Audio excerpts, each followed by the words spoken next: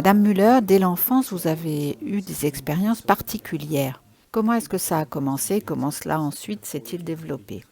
Tout d'abord, je dois préciser qu'enfant, je ne trouvais pas ça étrange.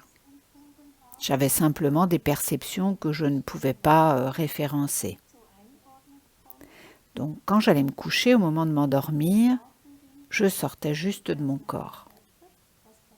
Ça arrivait de telle façon que je ne pouvais pas le contrôler. Et à cette époque, pour moi, c'était assez déplaisant. La raison en était que mon corps me semblait compact, serré, étroit. Je ne savais pas gérer ça très bien. Parfois, je me sentais vraiment stressée quand il était l'heure d'aller me coucher. Je ne voulais pas y aller. Mais bien sûr, il fallait bien que j'aille au lit à un moment ou à un autre. Et le soir donc, pour moi, aller se coucher signifiait sortir de mon corps. Et quand j'étais hors de mon corps, je me sentais si libre, dans mes mouvements, comme dans ce dont je faisais l'expérience. Mais quand je devais revenir dans le corps, là, je rencontrais des problèmes car c'était étroit. Mais mon seul problème, c'était celui-là. La journée, quand je jouais, je ne connaissais pas cette situation. Quand vous étiez hors de votre corps enfant, perceviez-vous votre environnement? Oui, je percevais mon environnement, je me retrouvais dans différents lieux. Parfois, j'allais même dans ma cour de récréation. Je me sentais libre, complètement libre de me déplacer. Et j'avais aussi des contacts avec des êtres spirituels. De quel genre d'êtres spirituels s'agissait-il? Par exemple, mon arrière-grand-mère dont j'étais très proche. Et ensuite, plus tard, un petit peu plus tard, un de mes oncles est décédé. Et après son décès, j'ai eu des contacts avec lui. Donc vous vous sentiez toujours accompagné et protégé quand vous étiez hors de votre corps? Oui, je me sentais protégée. Avez-vous eu une expérience dans ce contexte dont vous avez un souvenir particulièrement clair? Oui, c'était donc quand l'un de mes oncles est décédé. J'avais environ 4 ans et il est décédé dans un accident de voiture. Et la nuit précédant son départ, j'avais eu un sentiment inconfortable. Je l'ai supplié de ne pas partir, de rester à la maison. Mais bien sûr, il est parti quand même. J'avais partagé mes inquiétudes avec ma grand-mère en lui disant que j'allais lui demander de rester à la maison. Et il a donc eu cet accident. Et c'est seulement ensuite, donc après l'accident, que j'ai remarqué que tout le monde ne pouvait pas le voir. Et puisque j'étais la seule à pouvoir le voir, mes perceptions en étaient bien sûr différentes. Avez-vous souvent perçu votre oncle au cours de votre enfance? En fait, oui, souvent de façon régulière. Ça n'était pas continuel, mais disons de façon intermittente. Pouviez-vous l'entendre et le comprendre quand il communiquait, quand il parlait? Oui, je le percevais très, très clairement. Que vous disait-il donc dans ces communications par intermittence? Il était là pour moi, il m'accompagnait, et ce qu'il me disait était en fait des mots d'encouragement. Il était là pour me donner confiance, pour mon bien, et aussi quand quelque chose m'effrayait, ou concernant quelque chose dans la famille. N'était-ce pas déstabilisant pour vous de voir cet oncle? Oh non, au contraire, c'était un contact très agréable. Est-il toujours avec vous aujourd'hui? Je le perçois toujours. Et comment cela a-t-il évolué? J'ai continué d'avoir ce type d'expérience, y compris à l'adolescence. Et j'avais un autre oncle qui était au courant de ces phénomènes. Et un jour, il m'a donné un livre sur les voyages astraux, les sorties astrales. Ça m'a beaucoup aidé à mieux comprendre le phénomène. Madame Müller, en 2008, vous avez eu une expérience de mort imminente. Oui, ça s'est déroulé au cours d'une opération qui était prévue donc en 2008.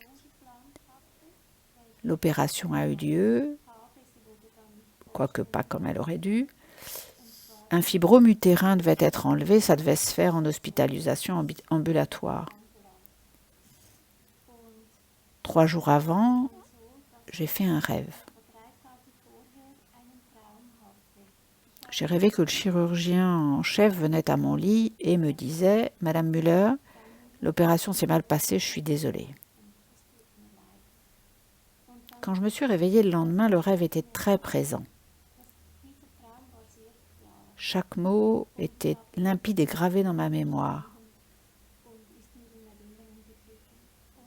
Mais j'ai repoussé ces impressions.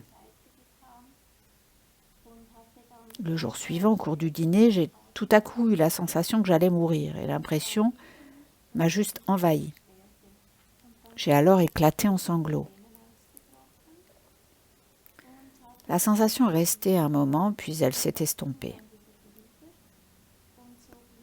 Et donc, malgré cette sensation désagréable que j'avais eue, je suis allée à l'hôpital pour l'opération le surlendemain.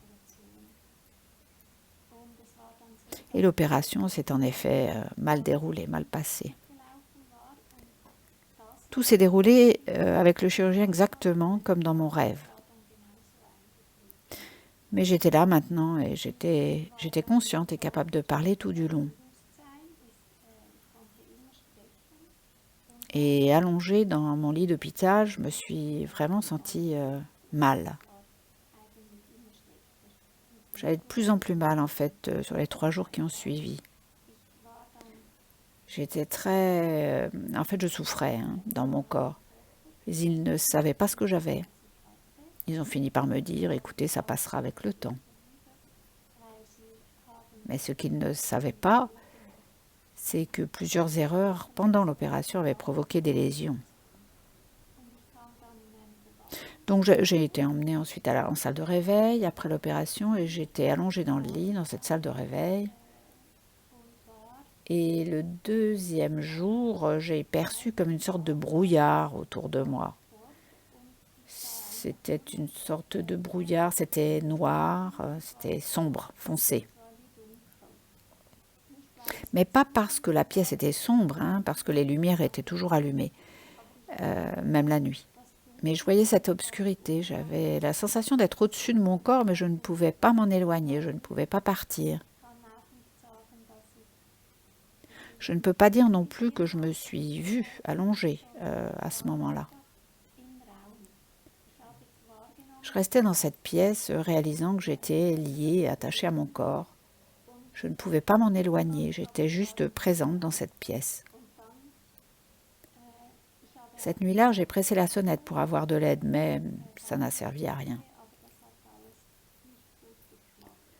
On ne m'a pas prise au sérieux à ce moment-là.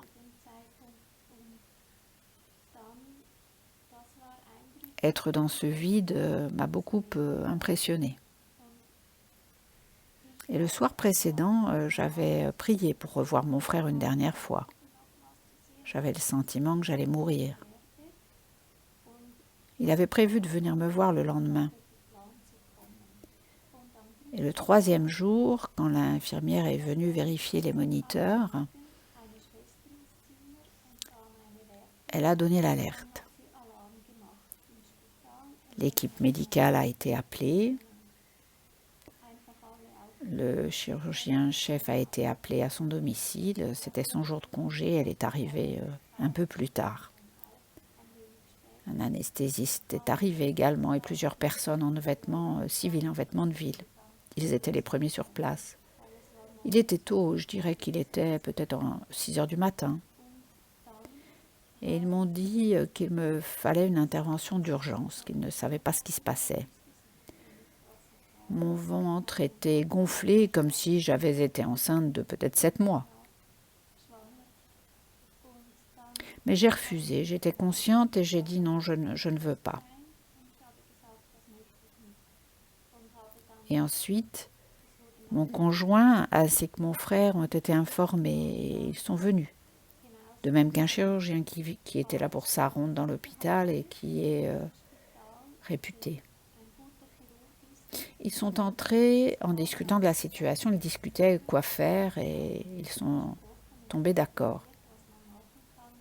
Il faut agir rapidement car la condition physique est très précaire. Il a été décidé de faire appeler l'hélicoptère car un transfert rapide était nécessaire. Mon Mon frère et mon conjoint, ils sont allés en voiture. Et quand l'équipe du SAMU aérien est arrivée, c'est alors que tout d'un coup, j'ai vu la lumière. Tout brillait. Je me sentais portée, protégée, une paix profonde m'a entourée. J'étais complètement baignée d'amour. Cette lumière englobait tout. Je n'avais plus peur à partir de ce moment-là. Et votre douleur, elle avait disparu elle aussi. Cependant, dans cette EMI, vous n'avez perçu aucun aide de lumière. Non, j'étais uniquement envahie par cette lumière. Vous avez donc été transporté dans un autre hôpital. Oui, j'ai été emmenée dans un hôpital plus important où j'ai subi une intervention d'urgence. Ils m'ont fait un scanner, mais qui n'a rien révélé. Toutefois, le chirurgien, en m'opérant, a découvert une lésion de 12 cm à mon intestin, le côlon, c'est-à-dire, et l'intestin grêle était perforé. J'avais une péritonite également. Tout mon corps était empoisonné. Combien de temps vous a-t-il fallu pour vous remettre? Ça a pris des années. La partie à l'hôpital, elle, a duré 3 semaines. Après ça, je suis allée dans un établissement de convalescence et ensuite je suis rentrée chez moi. Mais mon abdomen était toujours ouvert, c'était une stomie intestinale. Ça a duré des années. Les raisons de tout ça étaient dues aux erreurs lors de la première opération, oui, effectivement. En y repensant, quels impacts ont eu ces expériences et votre EMI sur votre vie par la suite? Ma conscience, la conscience de moi-même a été accentuée et mes sentiments aussi. Je ne pouvais plus rien faire par la suite qui ne soit pas validé par des sentiments positifs. Pendant un moment, à cette époque, j'avais un travail à mi-temps. J'avais déjà mon propre cabinet. J'ai donc quitté ce travail à mi-temps quand j'ai été mieux. Je voulais faire ce qui résonnait juste en moi, ce que mon âme souhaitait que je fasse. J'ai arrêté tout le reste.